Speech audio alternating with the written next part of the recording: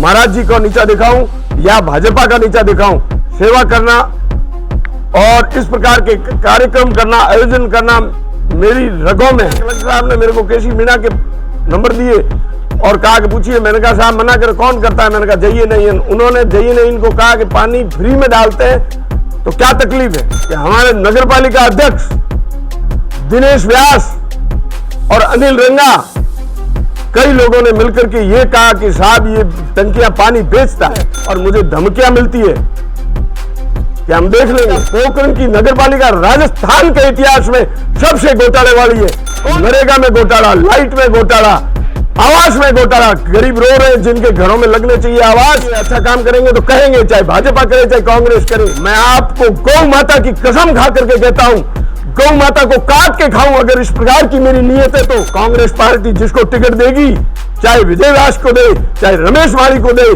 चाहे मंगीलाल जी को दे, चाहे आईदान जी को दे और चाहे किसी को दे, रघुनाथ जी को दे, चाहे ओबीसी आवे चाहे सामान्य आवे, कांग्रेस पार्टी जिसको टिकट देगी हम उसके साथ तन मन और धन से रहेंगे। मैं विधायक महोदय से कहना चाहता हूं कि आप अंधेरे में न रहें।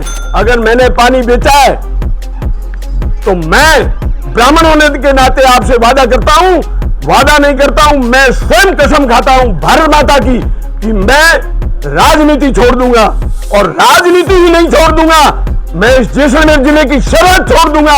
अगर मैंने 1 रुपया भी किसी से लिया है तो एक ईंट का हिसाब पूछूंगा।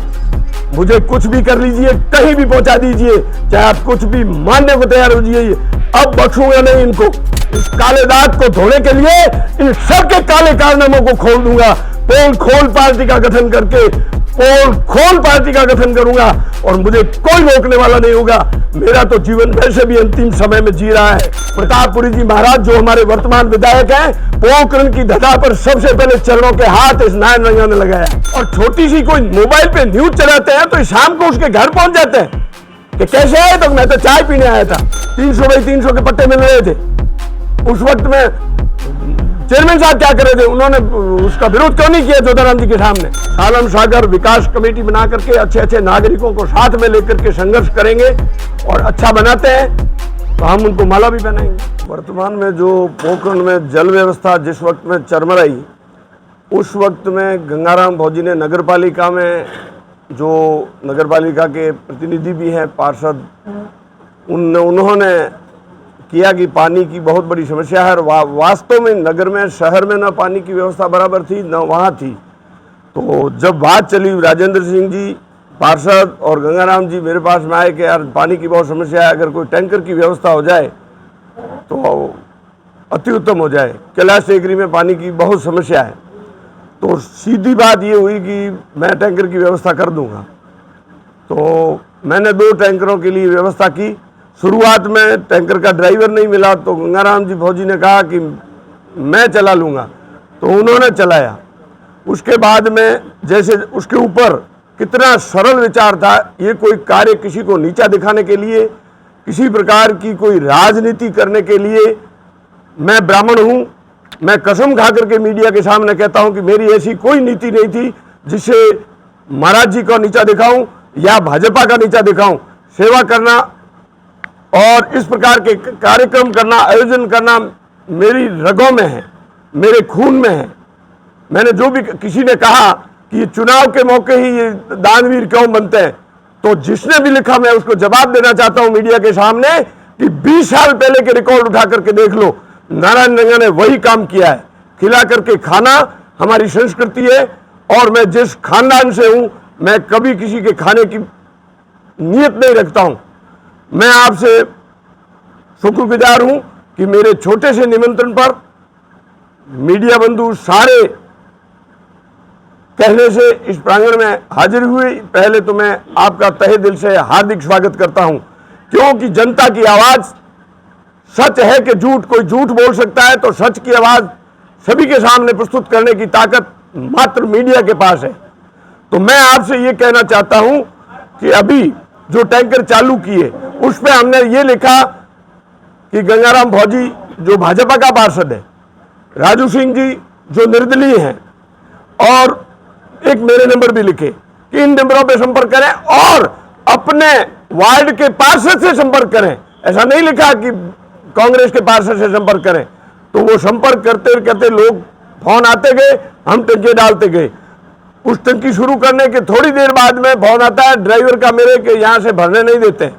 शुरुआत में वहां लगा दी थी, तो मैंने कहा क्यों नहीं भरने देते। मैंने कलेक्टर साहब को फोन किया, कलेक्टर साहब ने मेरे को केसी मीणा के नंबर दिए और कहा कि पूछिए। मैंने कहा साहब मना कर कौन करता है। मैंने कहा जाइए नहीं। उन्होंने जाइए नहीं इनको कहा कि पानी फ्री में डालते हैं तो क्या तकलीफ है, आपको सहयोग मिलता है, भरने दीजिए। उन्होंने भरने दे दिया, फिर चलता रहा। लेकिन उस पानी में किसी प्रकार की बदबू होने से एक बार डालने के बाद लोगों ने कहा यार ये पानी मत डालो, कहीं और से लाओ। तो मैं धन्यवाद देना चाहता हूं बलदेव जी परिवार, जो राजू जी जोशी यहाँ हाजिर हैं, कंवरलाल जी जोशी का भी ट्यूबवेल है। सर्वप्रथम इन्होंने मुझे कहा कि यार ऐसा पुण्य का काम कर रहे हो तो उसमें थोड़ी भागीदारी हमारी भी होनी चाहिए। तो मैंने कहा जो शिवपुरा साइड में, कैलाश टेकरी साइड में कुंभारों की पोल श्री कृष्ण का वार्ड आता है, उसके इर्द गिर्द भार्गव समाज रहता है, तो इनके यहां से भर के डाला। एक संयोग था कि पहले मात्र 5-7 टंकी वहां से भरी, और जिस दिन विधायक महोदय का यहां दौरा था जल प्रदाय विभाग के पास, उस वक्त पर टंकी उसके नीचे लगी हुई थी। और बड़े दुख की बात है कि हमारे नगरपालिका अध्यक्ष दिनेश व्यास और अनिल रंगा, कई लोगों ने मिलकर के ये कहा कि साहब ये टंकियां पानी बेचता है।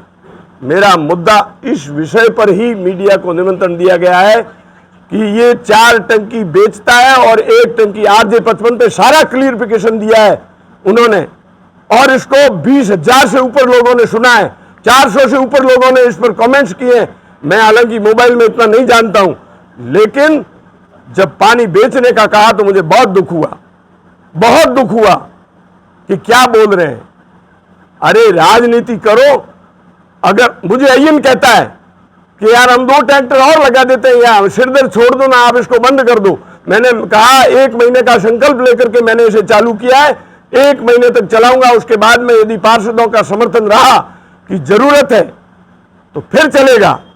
लेकिन ये 100 रुपए की टंकी बेच करके मेरा खानदान, मेरा पैसा नहीं चलने वाला है। मैं 4 युगों से मेहनत कर रहा हूं। मैंने साइकिलों के पंचर निकाले, मैंने 3 व्हीलर चलाया, मैंने लाइट डेकोरेशन किया, मैंने घड़ीसाजी का काम किया, और फिर इलेक्ट्रिक का किया, और इलेक्ट्रिक के बाद इलेक्ट्रॉनिक्स किया, और फिर प्रॉपर्टी का काम किया। 4 युग यानी 48 वर्षों से मैं इस गांधी चौक के मैदान में हूं। कोई तो कहे कि मैंने किसी का दिल दुखाया, मैंने किस्तों में माल बेचा, किसी के घर से कोई सामान उठा के नहीं लाया। क्या किसी गरीब के यहाँ 500 रुपए की, 400 रुपए की टंकी दे करके मैं उसे 400 रुपए वसूल करूंगा? ये 1 टंकी भर करके मेरे खुद के यहाँ ट्यूबवेल है, और जब राजू जी जोशी ने बलदेव जी के यहाँ से ट्यूबवेल में से भरने का कह दिया तो मुझे कहाँ तकलीफ है।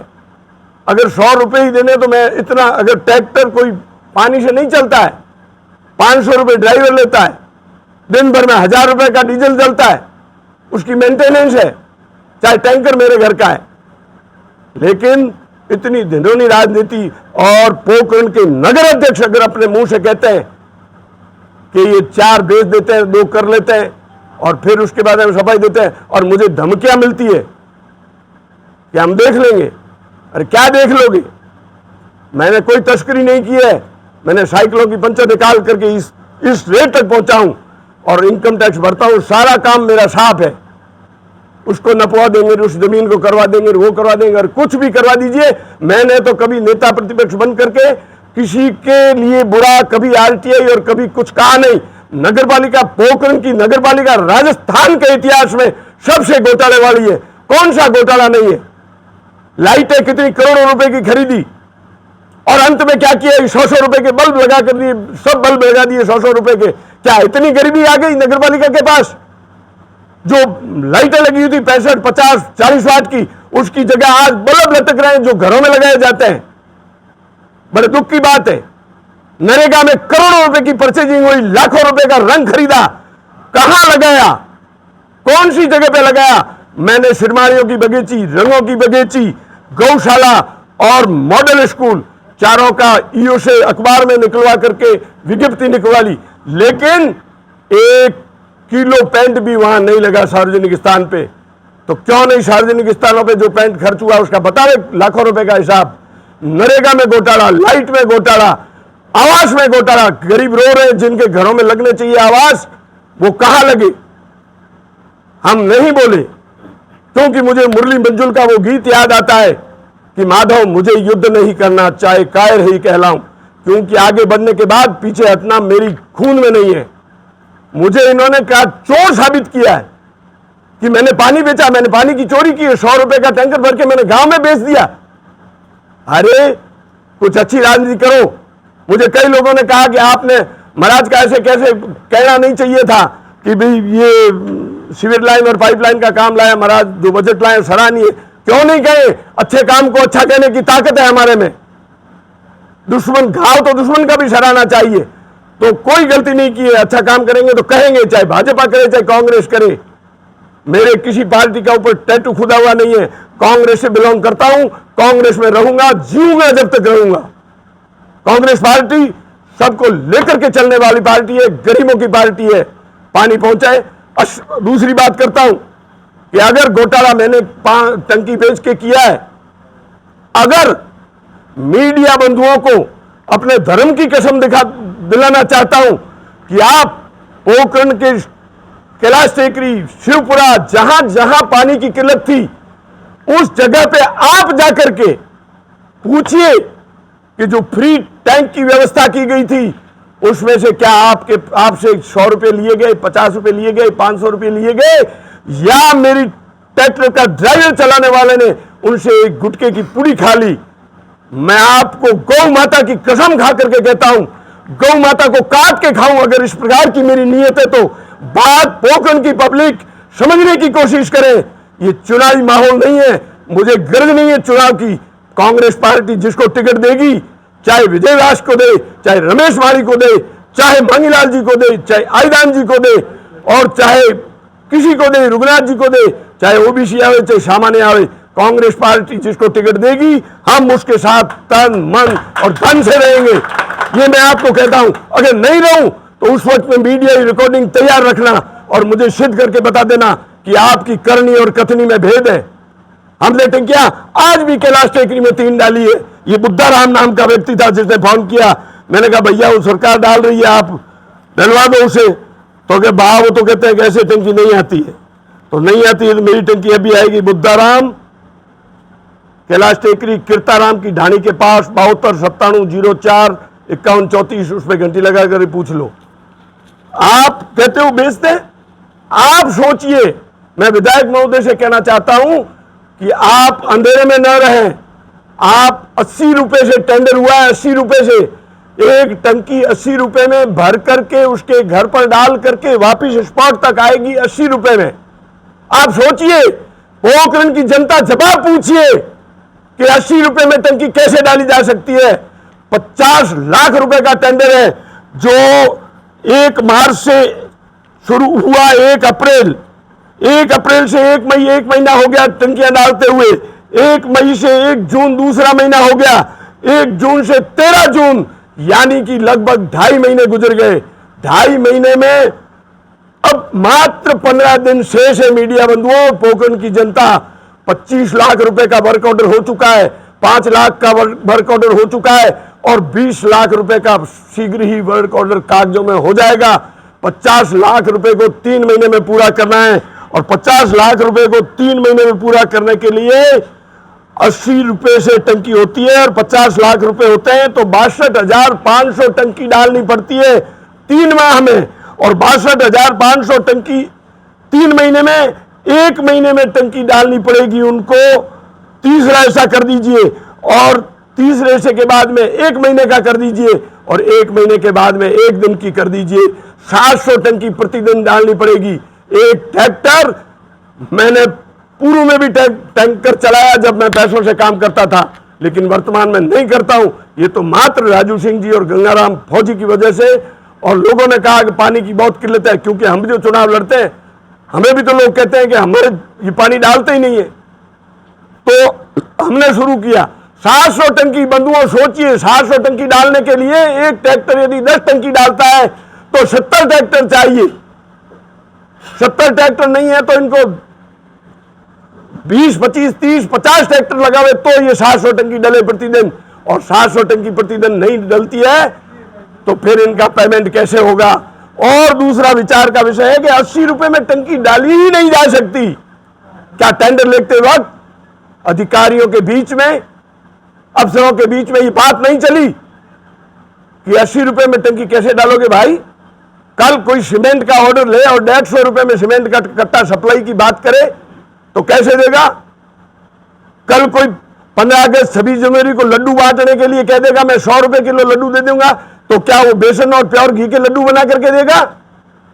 ये सोचने का विषय है। सोचें।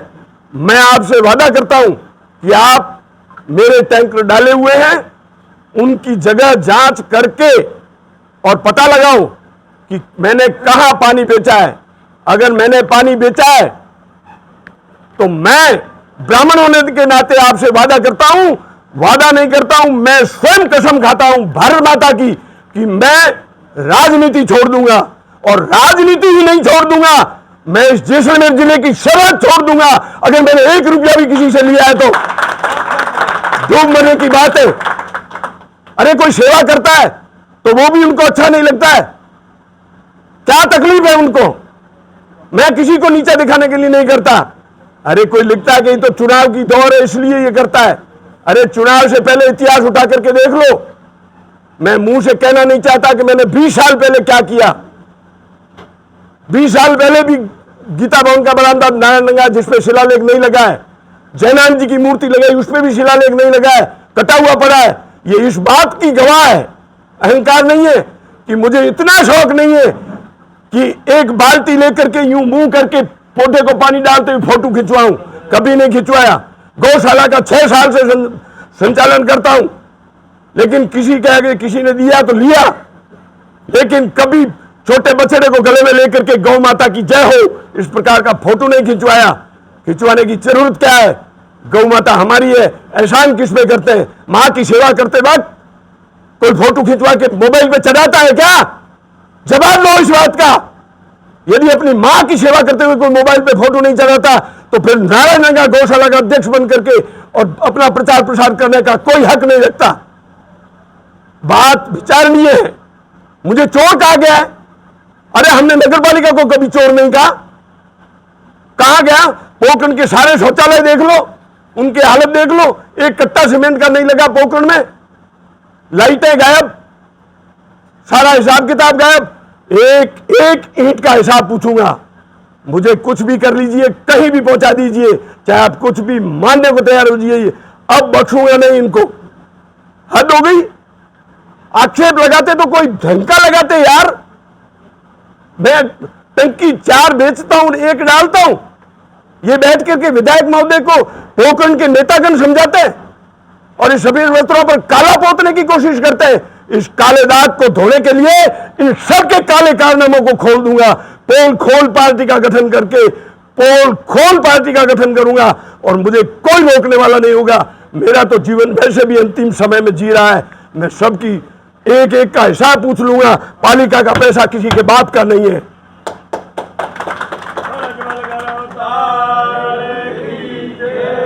आप लोग सब आए, सभी शहर के प्रमुख नागरिक, पार्षदगण, मैं सभी का स्वागत करता हूं। आप रहो, आप मेरे साथ में जब तक खड़े हो, मुझे किसी बात की चिंता नहीं है। गलत काम करना हमारे प्रोसीजर में नहीं है, ना करेंगे, और ना आदर निरादर करने की हमारे अंदर ताकत है। प्रतापपुरी जी महाराज जो हमारे वर्तमान विधायक हैं, पोखरण की धजा पर सबसे पहले चरणों के हाथ इस नारायण रंगा ने लगाया है। उस मंदिर में उद्घाटन के लिए मैं प्रतापपुरी जी को, आप लोग बाद में जानते हो कि मैं पहले जानता हूं, पहले मैंने उनका सम्मान किया है, करता रहूंगा। राजनीति पार्टी अलग चीज है। कोई ये ना समझे मैं उनके सम्मान को कि मुझे कोई भाजपा ज्वाइन करनी है। मुझे नहीं है। मुझे सम्मान करना हमारे खानदान ने सिखाया है। सम्मान करेंगे, अपमान कभी नहीं करेंगे। हम भगुए के साथ रह करके उनका सम्मान करेंगे, लेकिन उनको गुमराह करके पोखरण के नेता, हमारी ये है कि बड़ा दुख हुआ जब उन्होंने मुझे कहा कि ये टैंकर बेचते हैं। मेरा मुद्दा यही है। बाकी तो मैंने नगर पालिका की कोई शिकायत की, इससे पहले अगर शिकायत की हो तो पत्रकार बंधु अपना लिख दे कि आपने की। मैंने कोई RTI नहीं लगाई। आप नेता प्रतिपक्ष है, इसके नाते आपसे उम्मीद की जाती है, ये आज जो है जब इन्होंने स्थानीय स्तर की राजनीति है, इस तरीके के आरोप जो है सब एक दूसरे से जुड़े हुए हैं, आप पर जो है बेचने के आरोप लगे इसलिए आप आए, तो आपसे उम्मीद की जाती है कि आप क्यों नहीं जो है, अगर नगर पालिका में भ्रष्टाचार हो रहा है तो आप उसकी बात क्यों नहीं कीजिए? अरे नहीं की तो इसमें कुछ सामाजिक ऐसे बंधन थे कि मैं शिकायत करने के बाद किसी की सिफारिश मानता नहीं हूं, इसलिए मैंने जो जरूरत थी जितनी अपनी मर्यादाओं का पालन करते हुए नहीं किया। मुरली मंजुल का एक भजन था, माधव मुझे युद्ध नहीं करना चाहे कायर ही कहलाऊं, उन्होंने भी, उनके सामने भी धर्म संकट हुआ था, चीज जिता करके भी वो कह रहे थे कि अब मुझे राज, तो मेरे से ऐसा होता नहीं, क्योंकि कभी किसी को फायदा कभी किसी को घाटा, ये मैं नहीं करना चाहता था, लेकिन इन्होंने मुझे चोर कह करके और अब मुझे कुछ करने के लिए इन्होंने मैदान में उतार दिया है। इसके लिए भी मैं उनका धन्यवाद का पात्र हूं कि पोकरण का कुछ भला हो जाएगा। जब 4 साल तक नहीं बोला, 4.5 साल तक नहीं बोला, तो अरे तुम गलत बात क्यों करते हो? ये समझते हैं कि बोलना नहीं आता है। अरे हम रतनलाल जी पुरोहित और आर सी पुरोहित के शिष्य हैं, जिसमें राजस्थान पत्रिका वहीं से शुरू होती थी। जब रंगमंच के नाटक लिख सकता हूं तो क्या मैं छोटी सी न्यूज नहीं बना सकता? और छोटी सी कोई मोबाइल पे न्यूज चलाते हैं तो शाम को उसके घर पहुंच जाते हैं कि कैसे आए, तो मैं तो चाय पीने आया था, एटीएम से पैसा निकालने आया था, उसके घर पहुंच जाते हैं। और मेरे पास क्यों नहीं आते? क्योंकि मैं इस प्रकार की न्यूजें निकालता नहीं। अगर न्यूजें निकालती होती और अपना ये रुतबा जो आज मैं आपके सामने पेश करता हूं कर दिया होता, तो मैं किसी गरीब के आवाज की पुकार ले जाता तो उसका आवाज हो जाता, वरना उसका खानदानी पट्टा है, उसका घर गिरा हुआ है, उसके आवाज की जरूरत है। कहते हैं कि तुम्हें ये रजिस्ट्री पे आवाज नहीं मिलेगा, पट्टा उसने प्राप्त किया तो कहते हैं सिंगल साइड से तुमको आवाज नहीं मिलेगा। और आवाज सबको मिलता है और आवाज किसी को नहीं मिलता है। ये कौन सा प्रोसीजर है? 1200, 1300, 1400 के बाद में भी लोग सर्वे कीजिए, आप आवाज के जो हकदार है उनसे सर्वे कीजिए। मेरी जिनको मिल गए उनकी शिकायत नहीं है, मैं ये कहता हूं कि जिनका हक है उनको भी मिलना चाहिए। पहले 1.5 था, अब 2.5 है, उनको भी बसाने की जरूरत नहीं है। जिन्होंने पहले लिया उन्होंने 1.5 लिया, अब तुमको 2.5 मिलेगा, तो 2.5 का फायदा उन गरीबों को मिलना चाहिए, कभी कोई आशीष देगा। हमारे मंत्री जी ने भी यही कहते थे, अरे चेयरमैन साहब पट्टे दो, दुनिया याद करेगी। ये एक नहीं 1000 बार रंगमंच पे, पूरे मंच पे कहा है, लेकिन पट्टे नहीं दिए, पट्टे नहीं दिए। जिनको जरूरत थी पट्टे नहीं दिए। रसीदें कटी हुई अभी भी पड़ी है, क्यों नहीं देते हो? या तो उन रसीदों को खारिज कर दो। हमने हसीम साहब को ज्ञापन भी दिया कि पट्टे दिलाओ। अभी तक 70 रसीदें पड़ी है जिसके पट्टे नहीं दिए। ये श्री कृष्ण पार्षद बोलता है 70 रसीदें तो एक ही इसके पास है, पूरा शिवपुरा रो रहा है। अच्छा, अरे वो पट्टों की बात करते हैं तो पोखरण जब बिक रहा था तब कांग्रेस भी पूरी उसके अंदर संलग्न थी, कई हैं जो पार्षद उसके अंदर संलग्न थे, उसको लेकर आप क्या कहेंगे? नहीं, उसमें कांग्रेस और बीजेपी की संलग्न होने की बात कहाँ है? नेता प्रतिपक्ष होने के नाते आपने कोई भी न तो ज्ञापन दिया, न किसी प्रकार का कोई प्रदर्शन किया, न किसी नहीं तो वो पोखरण नगर पालिका का अध्यक्ष धृतराष्ट्र बन करके रेवड़ी बांट रहा था, तो उसमें वो क्यों अपना हवन दे ही रहे थे ना, आहुति कर ही रहे थे। तो ये भी तो ना कि देख ले वो चेयरमैन क्या कर रहा था। चेयरमैन की जिम्मेदारी नहीं जो सीट पे बैठता है। मतलब नेता प्रतिपक्ष कहे ये बात, मैं आपका सम्मान करता हूं इस बात के लिए, लेकिन चेयरमैन साहब क्या कर रहे थे जब पोखरण बिक रहा था, जब मीडिया न्यूज दे रहे थे, जब 300 बाई 300 के पट्टे मिल रहे थे, उस वक्त में चेयरमैन साहब क्या कर रहे थे? उन्होंने उसका विरोध क्यों नहीं किया जोधाराम जी के सामने? चाहे पट्टे किसी को मिले। पूर्ववर्ती कांग्रेस सरकार में सालन सागर तालाब का करोड़ों रुपए का बजट आया, आज जो काम हो रहा है वो डीपीआर के मुताबिक नहीं हो रहा है। अब आप इस पे क्या कहना चाहेंगे? क्या इस मुद्दे को उठाएंगे या फिर, क्योंकि ये आपका भी मुद्दा चुनाव के समय इस तालाब को है सौंदर्यीकरण का रहा था। ये मुद्दा मेरा प्रमुख रूप से है, क्योंकि सालेह मोहम्मद जी को हमने ही कहा था कि तालाब के बजट लाओ, ये अगर बनता है घूमने का मौका है तो आपका नाम होगा। और फिर रामनारायण जी मार साहब ने मुझे कहा कि रामदेश्वर को भी इससे जोड़ो, तब उन्होंने 1 करोड़ 40 लाख या 20 लाख रुपए रामदेश्वर के लिए भी लाए और 9.5 करोड़ रुपए सालन सागर के लिए लाए। और इसकी डीपीआर, दुख की बात है कि अभी ईओ साहब उनको कहते हैं डीपीआर लाओ, इसका लेआउट लाओ, तो लेआउट नहीं है उनके पास। मैंने ईओ साहब को फोन किया परसों, मैंने कहा डीपीआर, लेआउट, इंग्लिश और हिंदी दोनों में मेरे पास है। आप मेरे से लीजिए तो मैं आपको बुलाऊंगा, अभी तक नहीं बुलाया। तो मेरे पास में है इसकी लेआउट, हिंदी और अंग्रेजी दोनों में पैसा खर्च करके मैं लाया हूं। इसमें साफ लिखा है सालम सागर झील किनारे, ये हिंदी और अंग्रेजी दोनों में। इसमें प्रमुख रूप से ट्यूबवेल, वॉकिंग ट्रैक, 2 फव्वारे, 5 उद्यान और फव्वारों के भी लाइट सिस्टम और म्यूजिक सिस्टम, ओपन जिम, शौचालय, फूड प्लाजा और छोटी छोटी कियोस्क हैं, ताकि गरीब व्यक्ति उसके अंदर खड़ा होकर के कुछ बेच करके अपना पेट पाल सके। और ये सालम सागर यदि 9.5 करोड़ रुपए खर्च होते हैं राइट, तो इतिहास के पन्नों में सबसे सुंदर झील बनेगी ये।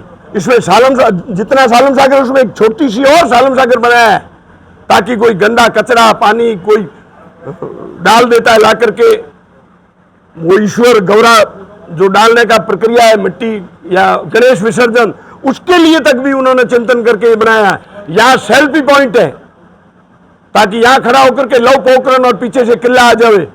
ये पार्क का निर्माण है, उधर से पुलिया है। ये इतने सारे कार्य हुए नहीं, और पार्क के पास पार्क सिस्टम का पता नहीं, लेआउट है नहीं। दुख की बात है कि एक्शन आया था अभी नगर पालिका में कि बताओ, तो लेआउट नहीं है।